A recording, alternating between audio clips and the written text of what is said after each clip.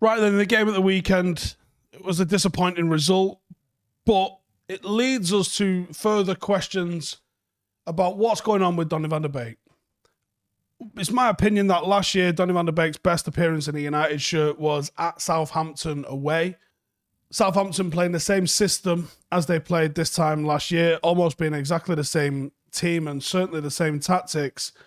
Where Donny thrived, United struggled this year. Donny's off-the-ball movement, his quick one-touch play, his ability on the ball, he's not suited to every single match. But I think it's particularly suited to this one game specifically against Southampton. And I also think he's suited to other matches as well, but specifically he is suited to this game. So sometimes you go, listen, this game's going to be too much, too physical, too this, too that, the other. That's all right, but not in this instance. In this instance, he's had a full pre-season. There's been no injuries anyone's aware of. Why are we not seeing anything of Donny van der Beek? Now, let's go back to the beginning with him. 30th of August last year, we reached an agreement to sign him for 35 million plus 5 million in add-ons. The question on everybody's lips is, was he an Ollie signing? It happened overnight, basically because Van der Sar had a big hand in making sure it happened as the CEO of Ajax. Was this us feathering our nest for further talks with Ajax down the line? Creating a good relationship and opening the pathways with Ajax? I don't understand what it was, because even though I think you can point to a couple of players and their lack of game time around the league and say, yeah, he's getting the same sort of treatment he got in his first season at City or Liverpool or something like that. But now he's in his second season, you're like, right, there's times to play this kid now. How is he not getting games? Now, he chose to wear the number 34 jersey when he signed as well, which is tribute to his teammate Nuri, who collapsed in a friendly and then went into an induced coma. Van der Beek has had little involvement with the first team in his first season at United. I'd say less involvement than we would want. He was featuring the cups. He only started 4 Premier League games. And since his arrival, he's only started 8 games in total. He's come on 20 times as a substitute. So he's got 28 games in total, which on the face of it is a significant amount of involvement. But 8 games started, not great. 1 goal and 1 assist in that time, not great from those games. But he's in the 96th percentile for progressive passes made, or progressive passes received per 90, which is 5.45, which puts him in the top 4% of players in world football, which suggests that he has got movement. He has got abilities on and off the ball, which is something that Manchester United actually kind of lack and kind of need when you're coming up against quite intense defensive formations like you get at Southampton. He's also in the 86th percentile for expected assists, which for the limited game time he's had and limited sort of involvement that he's had is actually incredible.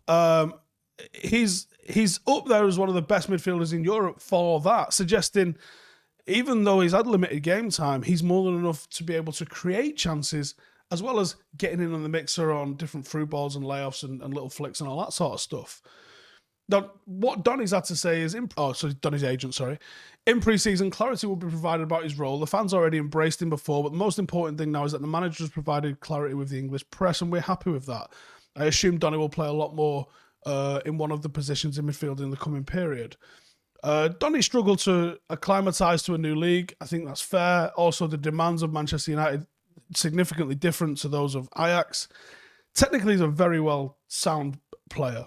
And I think he's got the required ability to feature at Manchester United. It's just about whether he can stay in it in high-intensity games. He does fade in the latter stages of games, and maybe that was something that they've been working on behind the scenes.